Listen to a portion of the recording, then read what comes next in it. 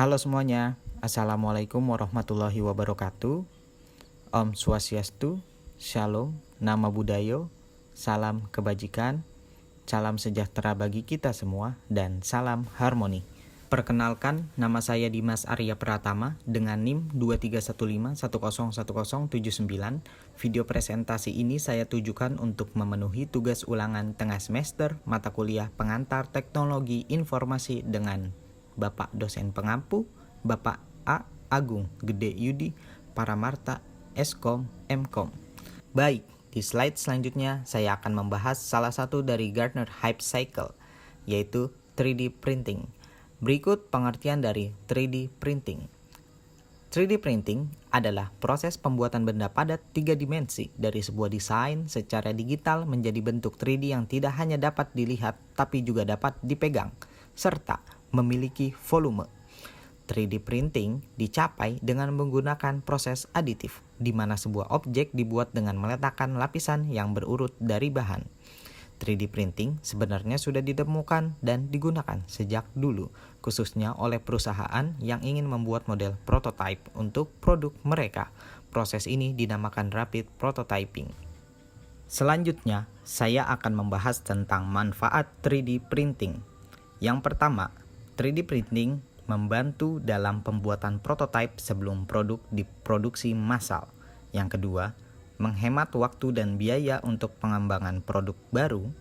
Dan yang ketiga, memberikan kebebasan untuk menciptakan sebuah desain produk. Keempat, memberikan kesempatan untuk membentuk kustomisasi produk. Dan yang terakhir adalah dalam bidang kesehatan. Teknologi ini digunakan untuk mencetak organ dan tulang buatan. Pada bahasan selanjutnya yaitu cara kerja 3D printing. Untuk poin pertama, menggunakan teknik stereolithography. Ini sebuah teknik yang sering kita sebut dengan teknik SLA, adalah sebuah teknik pertama yang digunakan untuk printer 3 dimensi, yaitu dengan cara menambahkan sebuah layer secara terus-menerus pada bahan fotopolimer untuk menuju ke atas. Pada poin kedua yaitu menggunakan teknik digital light processing.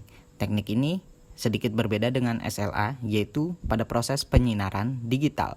Proses ini bermaterial atau berbahan yang berasal dari liquid yang akan berbentuk sebuah objek liquid yang penuh. Lalu kemudian sebagian dari liquid tersebut akan disinari dan hal ini membuat liquid menjadi mengeras.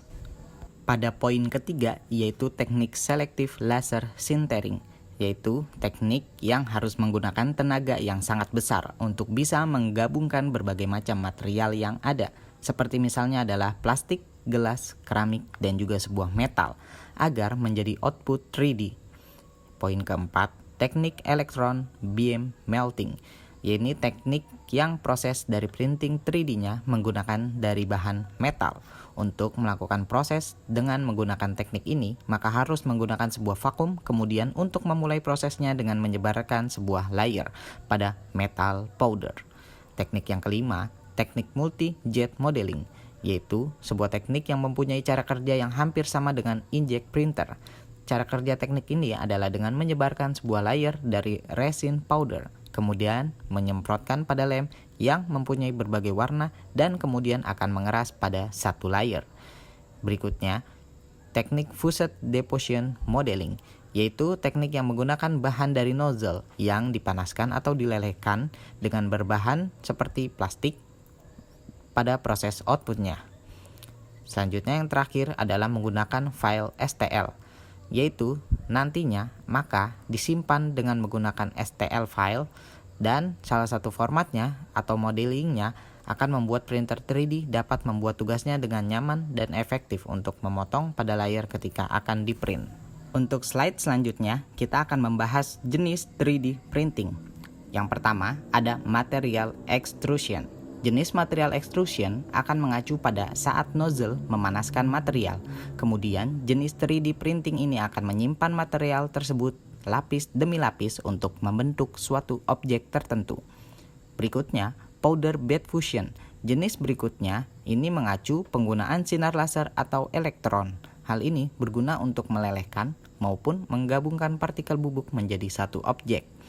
Berikutnya, fat polymerization, yaitu jenis 3D printing yang proses pengawetan resin khusus dan disebut photopolymers, yang merupakan bahan cetak dan memiliki molekul-molekul cair, mengikat bersama dan mengeras menjadi keadaan padat. Yang selanjutnya, binder jetting. Teknik ini adalah binder jetting yang berperan sebagai pengikat cair dan diendapkan di atas bubuk dan akan diproses dalam lapisan bahan secara bergantian. Selanjutnya ada sheet lamination, merupakan jenis yang diproses saat lembaran tipis bahan dipotong, direkatkan menjadi satu. Jenis ini diproses secara lapis demi lapis yang berfungsi untuk membentuk objek yang diinginkan. Yang terakhir ada direct energy deposition. Jenis 3D printing berikutnya ini digunakan saat nozzle bergerak ke berbagai arah untuk menyimpan material yang meleleh di area permukaan tertentu. Setelah itu, bahan tersebut kemudian memadat menjadi sebuah benda atau objek tertentu. Pada slide selanjutnya, kita akan membahas tentang material 3D printing. Untuk yang poin pertama, ada termoplastik. Ini seperti polyclatic acid atau acrylonitrile, butadiene, styrene, polikarbonat, dan lainnya. Yang selanjutnya ada powder. Ini seperti poliamida atau nilon dan alumida. Yang ketiga ada resin yang dapat menghasilkan objek yang detail, dapat dicat dan transparan. Selanjutnya ada logam seperti baja yang tahan karat, perunggu, emas, nikel, aluminium, dan titanium. Selanjutnya ada serat karbon, yaitu untuk menambahkan lapisan atas pada plastik. Selanjutnya ada grafin yang digunakan untuk produk seperti layar sentuh atau panel surya yang memerlukan kombinasi kekuatan, fleksibilitas, dan lainnya. Selanjutnya ada kertas. Ini seperti Bristol board dan kertas cair. Selanjutnya ada human tissue. Ini digunakan untuk penelitian dan pengembangan ilmiah dalam 3D bioprinting untuk membuat jaringan dalam pengobatan regeneratif dan pengujian obat. Pada bahasan selanjutnya, kita akan membahas kelebihan dan kekurangan 3D printing. Mari kita bahas kelebihannya terlebih dahulu. Untuk yang pertama, ini waktu pencetakan relatif cepat. Prinsip waktu adalah hal yang sangat berharga dan benar-benar dianut oleh teknologi 3D printer ini. Yang kedua adalah hasil cetak yang akurat. Selain unggul dalam kecepatan, 3D printer juga memiliki tingkat akurasi yang tinggi. Hasil objek yang dicetak juga memiliki bentuk dan tampilan yang serupa dengan yang ada di desain digital. Yang ketiga, mampu memperbanyak produk. Berkaitan dengan kedua kelebihan sebelumnya, proses ini sangat cepat dan detail, maka akurat dan akan mendukung proses duplikasi objek. Selanjutnya kita akan membahas kekurangannya. Yang pertama ini tentu kurang praktis. Kurang praktis ini meskipun sudah didukung dengan berbagai teknologi canggih, 3D printer masih dinilai kurang praktis karena rata-rata satu mesin hanya sanggup mencetak dengan satu material saja. Berikutnya adalah meningkatkan pembajakan. Cara kerja 3D printing ini memanfaatkan file atau desain digital untuk dicetak benda adalah celah yang mematikan hak cipta. Selanjutnya tentu ini merebut pekerjaan manusia. Karena tidak sedikit SDM berkemampuan rendah sangat bergantung pada pekerjaan di industri manufaktur untuk bertahan hidup. Baiklah, cukup akhir sampai di sini materi presentasi saya tentang 3D printing.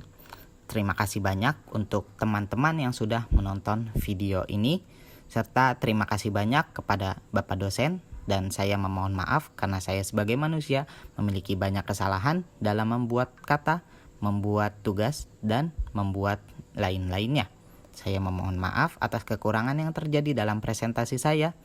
Saya ucapkan salam keagamaan. Wassalamualaikum warahmatullahi wabarakatuh. Om Santi Santi Santi Om. Salam Nama Budayo. Salam sejahtera bagi kita semua. Dan salam harmoni. Terima kasih. Dan sampai jumpa lagi.